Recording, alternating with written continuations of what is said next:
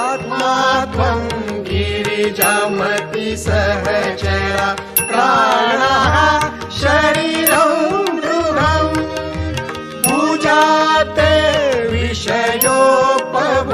विषयोपभोगरचना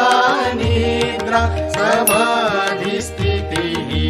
शौचारः पदयो प्रदक्षिणविधि स्तोत्राणि सर्वाणि